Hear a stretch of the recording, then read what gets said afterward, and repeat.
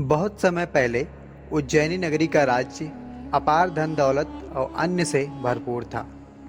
राजा विक्रमादित्य अपनी न्यायप्रियता और पराक्रम के लिए पूरे भारतवर्ष में प्रसिद्ध थे। उनके शासन में प्रजा सुखी थी, हर खेत हरियाली से हरा भरा था, मंदिरों में घंटियां गूंजती थी और व्यापार इतना बड़ा हुआ था कि दूर दूर से व्यापारी यहाँ आकर धन कमाते थे। नगर में चारों तरफ खुशहाली का माहौल था और खुशहाली का प्रकाश चारों तरफ फैला रहता था। परंतु एक दिन अचानक यह सुख शांति जैसे थम गई। खेत सूखने लगे, कुएं और नदियां जलहीन हो गई, फसलें बर्बाद होने लगी। नगर के बीचों बीच फैली एक अजीब सी बीमारी ने सैकड़ों लोगों को ग्रसित करना शुरू कर दिया। राज्य वैद्य ने बहुत उपाय किए पर किसी औषधि का असर न हुआ। धीरे धीरे मृत्यु का साया पूरे राज्य पर उतरने लगा। राज्य की गलियां जो कभी हंसी खुशी से गूंजती थी अब सन्नाटे से भर गई। चिताएं जलने लगी, माताओं की चीख गूंजने लगी। राज्य दरबार में हाहाकार मच गया। प्रजा बार बार राजा विक्रमादित्य से प्रार्थना करने लगी, महाराज हमारी रक्षा कीजिए वरना पूरा राज्य नष्ट हो जाएगा। हमारी संतानें भूख से तड़प रही हैं, खेत सूख चुके हैं, नदियां पथरीली हो गई हैं, बीमारियों ने घर घर में मातम फैला दिया है। यदि आपने हमें ना संभाला तो हमारा पूरा राज्य अब राख बन जाएगा। हमारे प्राण अब आपके हाथों में है महाराज। राजा विक्रमादित्य ने अपने पुरोहितों और ऋषियों को बुलाया। उन्हें ध्यान और यज्ञ करके संकेत जानने की कोशिश की। अंततः राजपुरोहित कांपती आवाज में बोले, महाराज ये किसी साधारण कार्य से नहीं हो रहा है। यह विपत्ति एक श्राप का परिणाम है और यह श्राप आपके वंश पर पुराना है। उस रात राजा विक्रमादित्य भारी मन लेकर स्वयं महाकाल के मंदिर पहुंचे।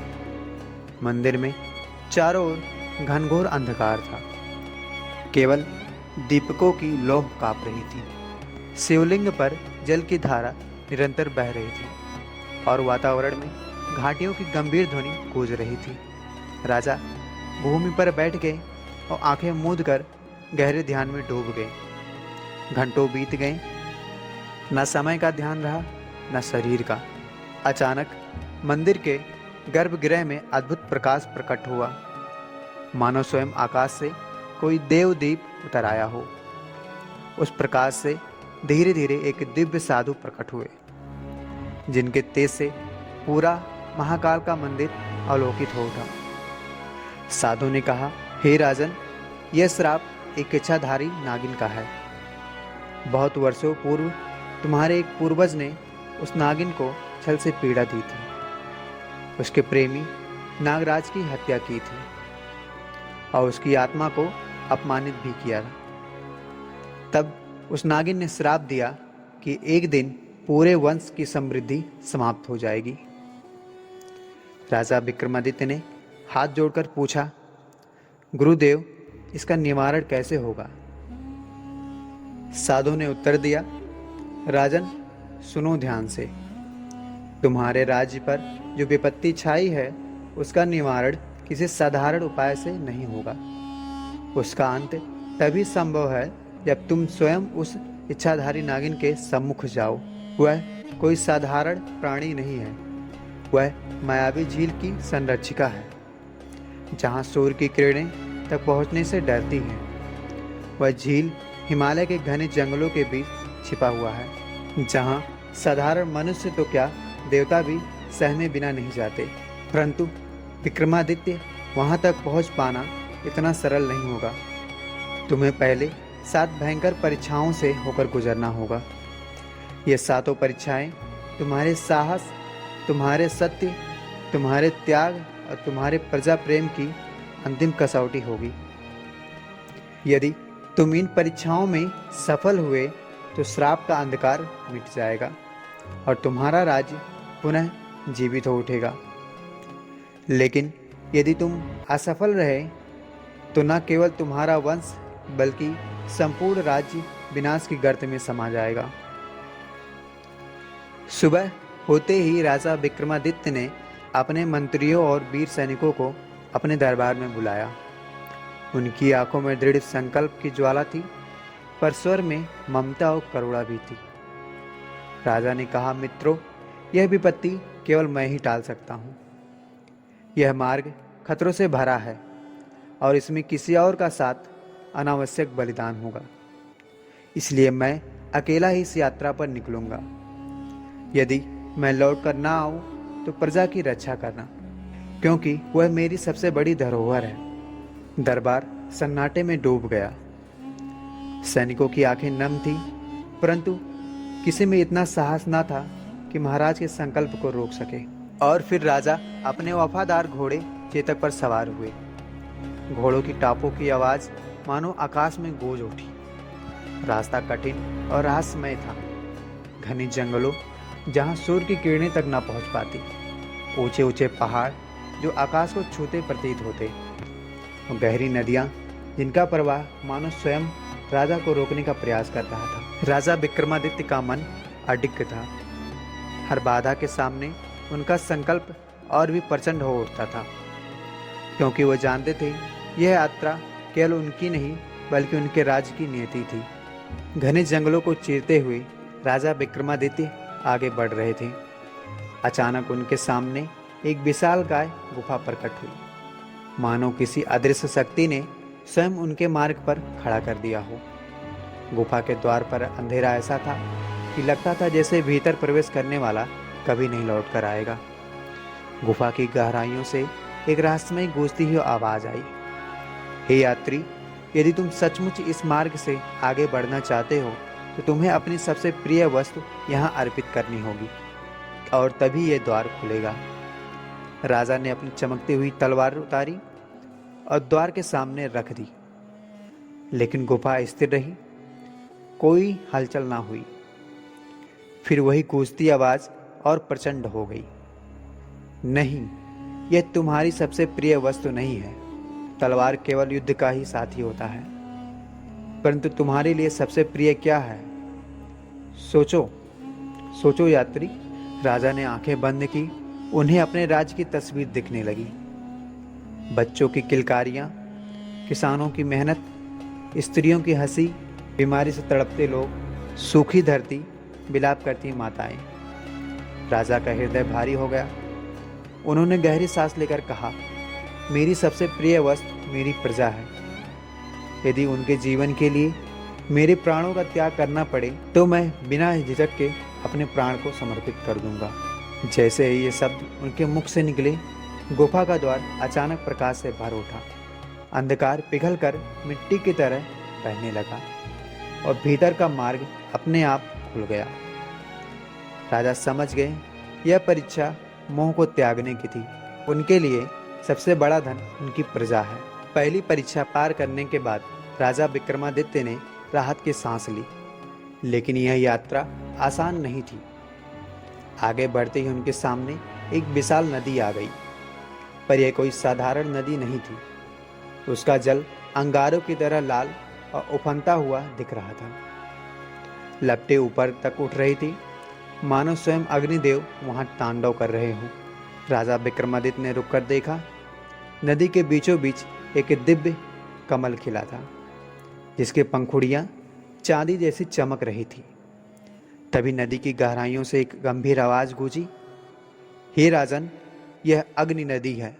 केवल वही इसे पार कर सकता है जो सत्य और धर्म के लिए प्राणों की आहुति देने को भी तैयार हो। यदि तुम्हें डर है तो यहीं से लौट जाओ, लेकिन यदि तुम्हें अपनी प्रजा से प्रेम है तो बिना संकोच अग्नि नदी में उतर आओ। राजा ने क्षण भर आंखें बंद की। मन में ख्याल आया, यह अग्नि मुझे भस्म कर सकती है, लेकिन यदि मैं पीछे हटा तो पूरा राज्य नष्ट हो जाएगा। उन्होंने अपनी तलवार म्यान में डाली और दृढ़ स्वर में बोले, मेरा जीवन प्रजा का है। यदि यही अग्नि मेरे धर्म की परीक्षा है तो मैं इसे स्वीकार करता हूँ।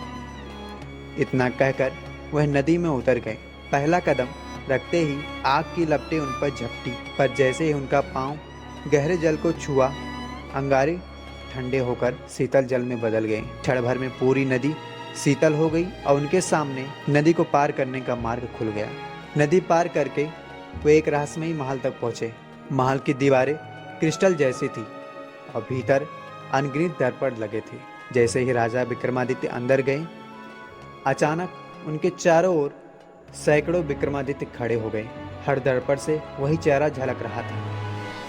हर एक प्रतिरूप कहने लगा, सच्चा विक्रमादित्य मैं हूं, तुम सब केवल एक छलावा हो। राजा चकित रह गए। सभी रूप में समान थे, वस्त्र, आभूषण, तलवार, यहाँ तक कि आवाज भी एक जैसी थी। क्षण भर के लिए भ्रम हो गया कि असली कौन है। तभी फिर वही आवाज गूंजी, यदि तुम सत्य को पहचानना चाहते हो तो अपने अहंकार को त्यागो। सच्चा राजा वही है जो स्वयं को नहीं, अपनी प्रजा को देखता है। राजा ने आंखें मूंद ली। उन्हें याद आया, मैं कोई अद्वितीय व्यक्ति नहीं हूं, मैं केवल अपनी प्रजा का सेवक हूं। उन्होंने दर्पण की ओर देखा और कहा, असली विक्रमादित्य वही है जो प्रजा की रक्षा करता है, बाकी सब माया है। तुरंत सारे दर्पण चटक कर बिखर गए और मार्ग साफ हो गया। महल से निकलते ही वह एक वीरान मैदान में पहुंचे, जहां चारों ओर सन्नाटा था। अचानक हवाओं में हलचल हुई। बिना दिखे हजारों भालों और तलवारों और तीरों ने उन पर हमला करना शुरू कर दिया। हर दिशा से प्रहार हो रहे थे, लेकिन शत्रु अदृश्य थे। राजा ने तलवार उठाई, पर किसी पर वार नहीं कर पा रहे थे, क्योंकि वहां कोई नहीं दिख रहा था। क्षण भर के लिए डर ने उन्हें घेर लिया। क्या मैं यहाँ असफल हो जाऊंगा? परंतु तुरंत उन्होंने अपने हृदय में दृढ़ता भरी और ऊंची आवाज में कहा, हे अदृश्य शत्रुओं, यदि मेरा लहू बहाना है तो आओ, मैं पीछे हटने वाला नहीं। मेरी प्रजा का जीवन मेरे प्राणों से अधिक मूल्यवान है। मैं अंतिम क्षण तक लड़ूंगा। उनके ये शब्द सुनते ही अचानक हवा शांत हो गई। सारे अदृश्य शस्त्र रुक गए और एक मार्ग प्रकट हुआ। उस मार्ग पर राजा विक्रमादित्य आगे बढ़े तो उन्हें एक अद्भुत महल दिखाई दिया। उसकी दीवारें सोने की थी और फर्श चांदी का, और हर कमरे में अनगिनत खजाने भरे पड़े थे। रत्नों की चमक से आंखें चौंधिया जाती थी। आवाज आई, हे राजन, यदि तुम यह खजाना ले लो तो तुम्हें किसी और परीक्षा की आवश्यकता नहीं। इस धन से तुम्हारा राज्य हमेशा सुरक्षित रहेगा। राजा विक्रमादित्य ने गहरी सांस ली और शांत स्वर में कहा, धन क्षणिक है, धर्म शाश्वत है। यदि मैं प्रजा को धन लेकर बचाऊं तो यह केवल कुछ समय की राहत होगी, लेकिन यदि मैं सत्य और धर्म को छोड़ दूं तो सदा के लिए उन्हें अंधकार में ढकेल दूंगा। मेरा कर्तव्य है श्राप को समाप्त करना, न कि स्वर्ण के जाल में फंसना। जैसे ही उन्होंने यह कहा, पूरा मार्ग धुओं में बदल गया और गायब हो गया। अगला मार्ग उन्हें एक गहरी सुरंग तक ले गया। वहाँ इतनी घनी काली छाया थी कि हाथ सामने करने पर भी दिखाई न दे। भीतर से भयानक चीखें और विलाप सुनाई देते थे, कभी स्त्रियों की, कभी बच्चों की और कभी योद्धाओं की। राजा विक्रमादित्य के कदम कांपने लगे, लेकिन फिर उन्होंने तलवार पकड़कर कहा, अंधकार केवल भय का रूप है, मैं सत्य के दीपक से इसे मिटा दूंगा। उन्होंने निर्भीक होकर कदम बढ़ाए। जैसे जैसे आगे बढ़ते गए, हर चीख पीछे छूटती गई। अचानक पूरी सुरंग प्रकाश से भर गई और अंधकार विलीन हो गया। अंततः राजा विक्रमादित्य एक पवित्र वेदी तक पहुंचे। उस पर अग्नि प्रज्वलित थी और एक गंभीर आवाज गूंजी, हे राजन, यह तुम्हारी आखिरी परीक्षा है। यदि तुम सचमुच अपनी प्रजा से प्रेम करते हो तो यहाँ अपने प्राणों को त्याग करो। राजा विक्रमादित्य के सामने तलवार स्वयं प्रकट हो गई। क्षण भर उनके मन में विचार आया, क्या सचमुच मुझे ही मरना होगा? परंतु उन्होंने दृढ़ स्वर में कहा, यदि मेरे प्राणों से मेरी प्रजा जीवित हो सकती है तो यह जीवन व्यर्थ नहीं जाएगा। मैं अपना जीवन समर्पित करता हूँ। उन्होंने तलवार उठाई और अपनी गर्दन झुकाई, लेकिन तभी वेदी से दिव्य प्रकाश फूटा और आवाज आई, विक्रमादित्य, तुमने अपनी निष्ठा सिद्ध कर दी। सच्चा राजा वही है जो अपने जीवन से अधिक अपनी प्रजा को महत्व दे। तुम्हारी सातों परीक्षाएं पूर्ण हुई। सातों परीक्षाएं पूरी करने के बाद राजा विक्रमादित्य एक रहस्यमय झील के तट पर पहुंचे। झील का जल चांदी सा चमक रहा था। चारों ओर धुंध की परतें तैर रही थी। हवा में एक अजीब ठंडक थी, मानो पूरी प्रकृति सांस रोककर किसी रहस्य के खुलने का इंतजार कर रही हो। अचानक झील की लहरें चढ़ने लगीं। जल के भीतर से प्रकाश उठा और उस प्रकाश से एक दिव्य आकृति प्रकट हुई। इच्छाधारी नागिन। उसकी आंखें दो अग्नि शिखाओं जैसी जल रही थी, पर उनमें गहरे आंसुओं की नमी भी छिपी थी। उसके फन पर चांद सा तेज था और स्वर गूंजा, राजा विक्रमादित्य, तुम आखिरकार मेरे सम्मुख पहुंच ही गए। सुनो, तुम्हारे पूर्वज ने छल से मेरे नागराज का वध किया था। उस क्षण मैंने श्राप दिया था कि तुम्हारा वंश और तुम्हारा राज्य कभी सुखी नहीं रहेगा। झील का जल लहराया और पूरा आकाश काला हो गया। राजा ने शांत परंतु प्रचंड दृढ़ता से उत्तर दिया, देवी, यदि अपराध मेरे पूर्वज ने किया था तो उसका दंड मुझे दीजिए। मेरा जीवन उन कर्मों का बोझ सहने को तैयार है। क्यों निर्दोष प्रजा को पीड़ा सहनी चाहिए? क्यों बच्चे भूखे और रोग से तड़पें? क्यों स्त्रियां विलाप करें? क्यों वृद्ध और वीर अभाग्य के अधीन हो जाए? यदि मुझे दंड देना ही है तो मेरा जीवन ले लो, परंतु मेरी प्रजा को मुक्त करो। नागिन का चेहरा क्रोध से तत्मता उठा। वह गर्जना करती हुई बोली, यदि तुम्हें उनकी रक्षा करनी है तो पहले मुझसे युद्ध करो। क्षण भर में नागिन का रूप बदल गया। वह 1000 फनों वाली एक विशाल काय नागिन में बदल गई, जिसका हर फन बिजली की तरह चमक रहा था। उसने अग्नि और विष की धाराएं छोड़ दी। राजा विक्रमादित्य ने तलवार उठाई और पूरी शक्ति से प्रहार किया। नागिन ने एक झटके में विक्रमादित्य को लपेटे में जकड़ लिया। उनका कवच जलने लगा, रक्त बहने लगा, परंतु फिर भी उन्होंने हार नहीं मानी और आखिरी दम तक डटे रहे। अत्यधिक घायल होने के बाद भी राजा ने तलवार कसकर पकड़ी, लेकिन अचानक वे रुक गए। उन्होंने तलवार झील में फेंक दी और हाथ जोड़कर बोले, देवी, यदि मेरे जीवन की आहुति देकर मेरी प्रजा को मुक्ति मिल सकती है तो मैं बिना संकोच अपने प्राण को समर्पित करता हूँ, क्योंकि राजा का जीवन प्रजा का होता है। उनकी आंखों से आंसू टपक कर झील में गिरे।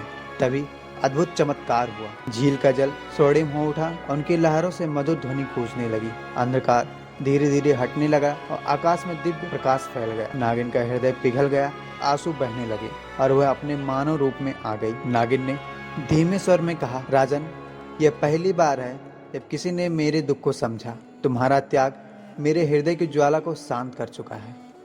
मैं तुम्हारी निष्ठा और करुणा के आगे पराजित हूँ। आज से मेरा श्राप समाप्त होता है। उसके शब्दों के साथ ही झील का जल निर्मल हो गया। वर्षा होने लगी। धरती पर जीवन लौट आया। विक्रमादित्य लौटे तो उज्जैनी नगरी में उत्सव का माहौल था। खेतों में हरियाली लहराने लगी, बीमारियां मिट गई और प्रजा ने आंसुओं से भरी आंखों से अपने राजा का स्वागत किया। यह विजय मेरी नहीं, तुम्हारे विश्वास की है। और इस प्रकार इच्छाधारी नागिन का श्राप समाप्त हुआ और राजा विक्रमादित्य का नाम युगों युगों तक अमर हो गया। ऐसे ही और मज़ेदार कहानियाँ सुनने के लिए हमारे चैनल को सब्सक्राइब कर लीजिए।